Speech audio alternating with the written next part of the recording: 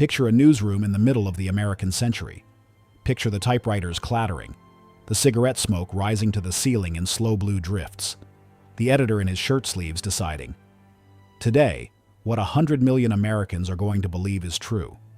Picture the press at the absolute height of its prestige, the golden age of American journalism, the era when a single editorial could turn public opinion on a war, when Walter Cronkite could walk to a camera and make a president flinch, when the New York Times and the Washington Post and CBS News were the closest thing to a secular church that a functioning democracy had ever produced.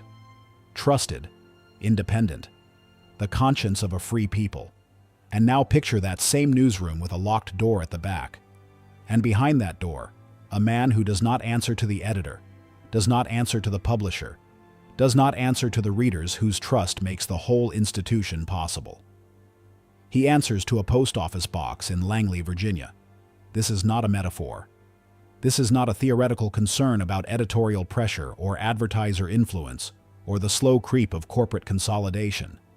This is a documented historical fact, confirmed by congressional investigation, confirmed by declassified intelligence records, confirmed eventually by the admissions of people who were inside it.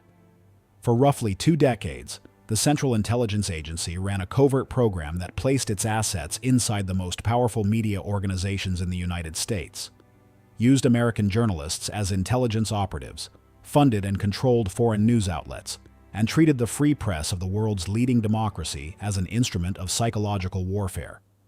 The program has a name. It is called Operation Mockingbird. And for more than 40 years, anyone who said that name in polite company was marked as a conspiracy theorist, a paranoid, someone who had confused a paperback thriller with history. The official position was that it was exaggerated, that the documented cases were anomalies, that the American press was structurally incorruptible and fundamentally free. So, today we are going to open the files. We are going to sit in the rooms where the decisions were made, meet the men who built the program, and follow what was actually done. To whom, for how long, and why. We are going to draw a clear line between what is documented and what is speculation. And on the far side of that process, we are going to find something that is, in its own way, more disturbing than any version of the conspiracy. Because the true story of Mockingbird is not that shadowy men in dark rooms were running the American press from behind a curtain. The true story is simpler and harder to argue with. The CIA and the American press were not enemies. For a long time, in a very specific and very consequential way, they were willing partners. And the partnership worked so well and lasted so long because both sides wanted it to. Let us begin where Operation Mockingbird actually begins, which is not in a basement but in an Ivy League dining club, in the ruins of post-war Europe, and in the mind of one of the most consequential and least remembered men of the 20th century. His name was Frank Wisner. He was a Mississippi-born Wall Street lawyer, impeccably educated, socially connected at the highest levels of the East Coast establishment, the kind of man who seemed designed by central casting to run a secret government. He had joined the Wartime Office of Strategic Services, the OSS, the predecessor to the CIA, and by the final years of the war, he was running intelligence operations in Romania and Germany, watching the Soviet-backed takeover of Eastern Europe happen from the inside. He watched communist parties, funded and directed from Moscow, use a combination of genuine political organizing, intimidation, and absolute media control to seize governments across the continent. They owned the newspapers first. They controlled the radio before they controlled the parliament. They decided what people thought was true, and then they used that control to decide who held power and who did not. Wisner came home from Europe in 1947 with a conviction that would drive American intelligence policy for the next 20 years. He was convinced that the Cold War would not be won or lost on a battlefield. It would be won or lost in the minds of people. The weapon was not the bomb. The weapon was the story. He was not alone in that belief. When Congress passed the National Security Act of 1947 and formally created the Central Intelligence Agency from the wartime ashes of the OSS, the new agency was given explicit legal authority to conduct foreign intelligence collection and analysis. But buried inside the enabling language of the act was a phrase so deliberately vague that it functioned less like a legal provision and more like a blank check. The CIA was authorized to perform such other functions and duties related to intelligence affecting the national security, as the National Security Council may from time to time direct. 6 words that would underwrite decades of covert action that the drafters of the act either could not anticipate or preferred not to specify. Frank Wisner understood exactly what those 6 words could be made to mean, and in 1948, when he was appointed to run the newly created Office of Policy Coordination, the CIA's Covert Action Division, operating under cover so complete that some CIA personnel did not know it existed, he began to spend them. The first great proof of concept was Italy. Italy, in the spring of 1948, was a country poised on a historical knife edge. The Italian Communist Party, the PCI, was the largest communist party in the Western world outside the Soviet Union itself. In the elections of April 1948, it was polling within striking distance of the Christian Democrats in what might have been a genuinely competitive race. The possibility that Italy might vote itself into the Soviet orbit through a democratic election was, to American policymakers, an outcome too consequential to leave to chance. So, the CIA spent somewhere between $10 and $20 million on covert electoral interference. It funded Christian Democrat campaigns. It produced and distributed propaganda posters and pamphlets. It organized an enormous letter-writing campaign, recruiting Italian Americans to write to relatives back in Italy, urging them to vote correctly. It placed stories in Italian newspapers designed to discredit communist candidates. And it worked. The Christian Democrats won decisively. Wisner walked away from Italy convinced of something he would spend the rest of his career acting on. Psychological warfare waged through media could decide the fate of nations. If it worked in Italy, it could work everywhere. The question was whether a version of it could work, more subtly and far more deniably, at home. Now here is where the story takes its sharpest and most uncomfortable turn. Because when Frank Wisner began to cultivate relationships inside the American press, the people he turned to were not reluctant conscripts. They were not blackmail victims. Many of them were the most admired names in American journalism. And the reason they cooperated was not fear. It was conviction. The relationship between American intelligence and the American press in the late 1940s was not an adversarial one. It was almost collegial. Many of the men who ran the great media institutions of that era were themselves veterans of the OSS. They had served alongside intelligence officers during the war, shared operations, shared the understanding that the Soviet threat was the defining moral challenge of their generation, and come home to their newsrooms and their editorial offices without ever fully leaving behind the sense of shared mission. They spoke the same language as the men at CIA. They attended the same clubs, summered in the same places, sent their children to the same schools. The wall between journalism and intelligence, which we now regard as a constitutional absolute, had never been particularly solid in that generation, and Wisner knew exactly how to walk through it. The figure whose name appears most consistently in the documented record of Mockingbird's domestic operations is Philip Graham. He was the publisher of the Washington Post and, in the 1950s, arguably the single most powerful press figure in the Capitol. Graham was a brilliant, volatile, deeply committed man who believed with total sincerity that the press carried a democratic responsibility that superseded ordinary professional boundaries. He was also, by multiple accounts, a close friend and willing collaborator of Frank Wisner. The two men moved in the same social world. Graham was not being pressured. He was not being coerced into anything. He believed in the mission, believed the CIA was on the right side of history, and chose to help. That choice, made voluntarily by one of the most powerful journalists in America, created a template that replicated itself across the industry. The journalist Carl Bernstein, who along with Bob Woodward had broken the Watergate story and understood better than almost any reporter alive what institutional deception looked like from the inside, spent more than a year investigating the CIA-press relationship. In 1977, he published the results in Rolling Stone, a piece that ran to more than 25,000 words and drew on interviews with more than 200 CIA personnel, editors, and journalists who agreed to speak under various conditions of anonymity. What Bernstein found was not a few isolated cases. It was a system. At its peak, the CIA had maintained relationships with journalists and executives at every major American television network, at both major wire services, at the leading news magazines, and at major daily newspapers in cities across the country. Bernstein was careful about his distinctions.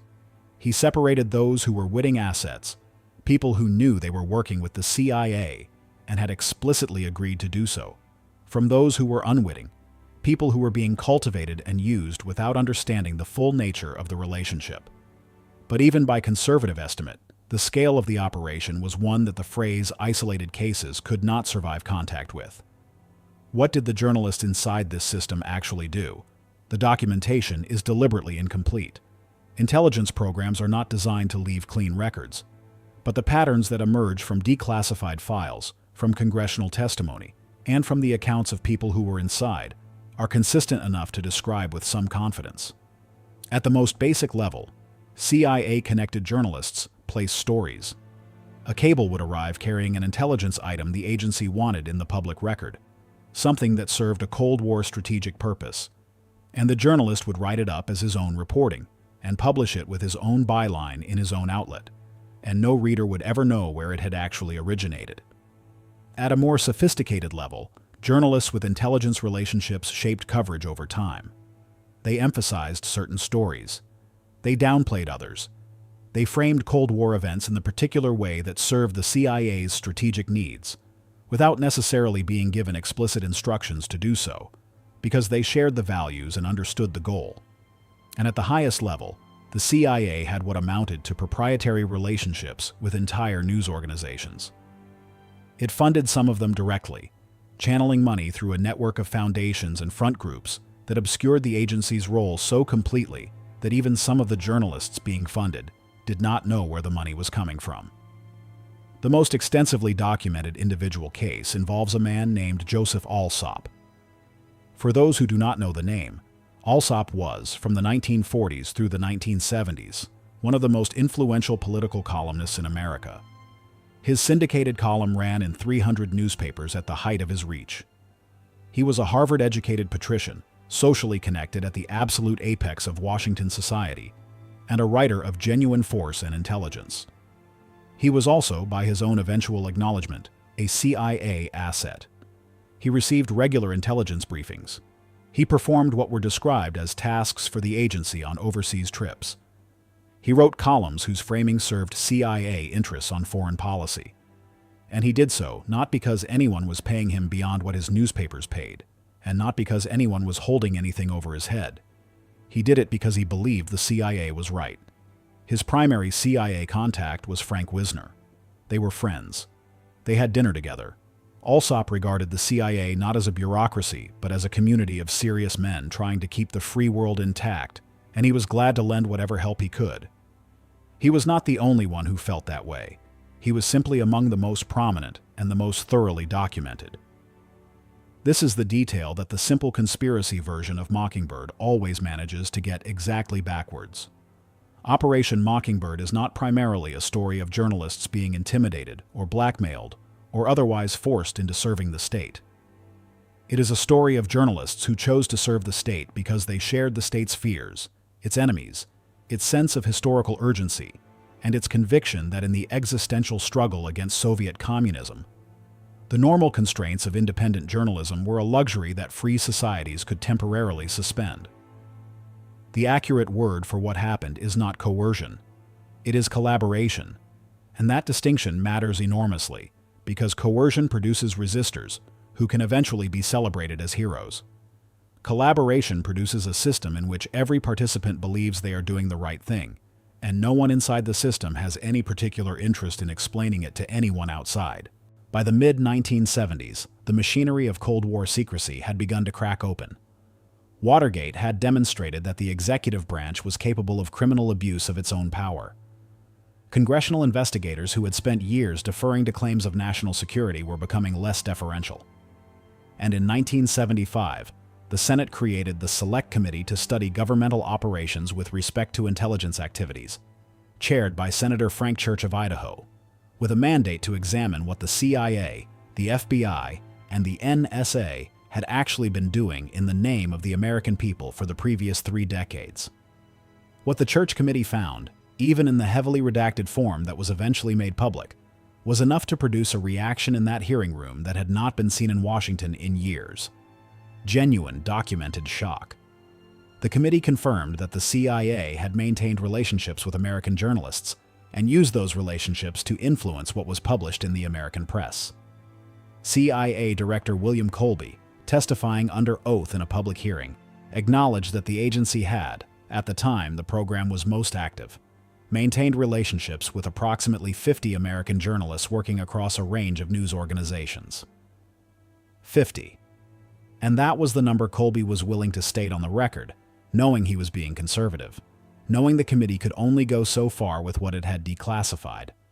Carl Bernstein's investigation, drawing on sources the committee could not reach, placed the real figure considerably higher and the scope of the operations considerably broader. The Church Committee hearings produced what became, at least formally, the resolution of the story. CIA Director George H.W. Bush, who took over the agency in 1976 in the turbulent aftermath of the Church Committee findings, announced that the CIA would no longer employ accredited American journalists as paid or contracted intelligence assets. New guidelines were issued. The formal program, in its most aggressive Cold War configuration, was declared closed. But a policy announcement is not the same thing as the erasure of 20 years of institution building. The assets that had been cultivated over those years, the relationships that had been built, the habits of professional mind that had formed in a generation of journalists who had come to understand intelligence work and journalism as overlapping rather than opposing callings. None of those things disappeared because a director signed a new directive. You cannot dismantle a culture with a memo. And there was another layer of the story that the Church Committee's public proceedings barely touched, one that is in some ways more significant than the domestic operation because of its raw scale. The covert media empire the CIA built outside the United States was, by any standard, one of the largest information warfare operations ever conducted by a democratic government. Frank Wisner had a name for it. He called it his mighty Wurlitzer, after the enormous theater organs of the era that could produce the sound of a full orchestra from a single instrument played by a single man. The metaphor was precise.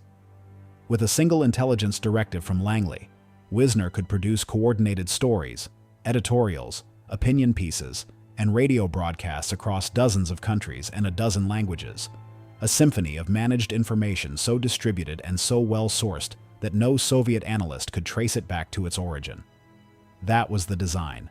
That was what he had built. The centerpiece of the international operation was a network of front organizations and subsidized publications that were, in their public presentation, entirely independent. Radio Free Europe and Radio Liberty, broadcast into Soviet-controlled Eastern Europe and into the Soviet Union itself. They were presented to the public as being funded by voluntary donations from private American citizens who believed in the cause of freedom. They were, in operational reality, CIA programs from top to bottom, their entire budgets flowing from Langley through a carefully maintained series of shell foundations whose CIA connection was hidden behind several layers of plausible institutional distance. The Congress for Cultural Freedom was a CIA front that organized intellectual conferences across Western Europe, subsidized literary journals, funded abstract art exhibitions, and brought together the leading writers, philosophers, and critics of the Western world in a sustained effort to demonstrate that democratic culture was richer, more vital, and more free than anything the Soviet system could produce. The Encounter magazine in Britain, which was arguably the most prestigious intellectual journal published in the English language during the 1950s and 1960s, was secretly funded by the CIA through the Congress for Cultural Freedom. When this was revealed in 1967 by the magazine Ramparts, the disclosure sent a shockwave through the literary and intellectual world on both sides of the Atlantic. Writers who had published in Encounter for years, scholars who had attended Congress for Cultural Freedom events, academics whose careers had been shaped in part by the cultural prestige those institutions carried, suddenly understood that they had been, without knowing it, participants in a covert influence operation. The anger was considerable. The damage to the CIA's reputation in intellectual circles was real. But the operation had, by that point, already run for nearly 2 decades. The investment had been made. Whether the exposure changed the calculation is a different question. And now we arrive at the final piece of this story, the one that connects it most directly to the present. Because the structural conditions that made Operation Mockingbird possible did not disappear when George H.W. Bush signed a new memo in 1976. In some respects, they intensified.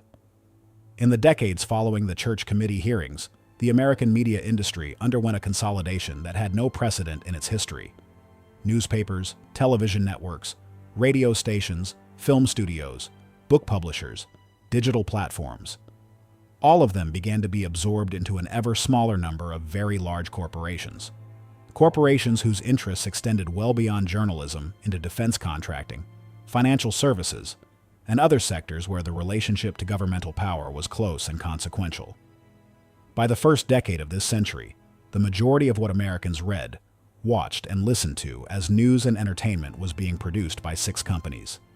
6. Where there had been hundreds of independent editorial voices. There were now 6 ownership structures with 6 sets of corporate interests, 6 boards of directors, and 6 sets of relationships with the financial and governmental establishment that their journalists were nominally charged with holding accountable. This consolidation did not require a Frank Wisner. It did not require a handler or a covert payment or a secret meeting in a private club. What it created was something that functions, in certain critical ways, analogously to what Mockingbird was designed to create. A press whose senior figures attend the same conferences, collect the same awards, move in the same social world, and share the same fundamental assumptions about what is and is not a legitimate story as the officials and institutions they are supposed to scrutinize. Not because of conspiracy, because of class, proximity, and the slow alignment of institutional interests. The result is not the same as a CIA operation, but it produces, in certain domains and on certain questions, a similar narrowing of the range of what gets said. Senator Frank Church was not a man given to hyperbole. He had spent his career as a careful legislator and a precise speaker. After sitting through months of testimony, after reviewing documents that most Americans would never be permitted to see, he looked at what his committee had found about the CIA's relationship with the American press, and he said this: "It is shocking." That word, from that man, in that context, carries more weight than a more theatrical response would have. It was the word of someone who had looked at the documented record and found it worse than his prior assumptions, and who did not feel he could call it anything other than what it was. What the record shows, and what the subsequent decades of research and reporting have confirmed, is not that a secret cabal controlled everything Americans believed. The version of Mockingbird that says a handful of CIA handlers ran the entire American press is an exaggeration that the evidence does not support, and that, ironically, makes the true story easier to dismiss. The true story is structurally more interesting and more durable than that. It is that the line between the press and the state, between the journalist and the intelligence officer, between the independent voice and the managed one, has never been as clean as the civics class version insists.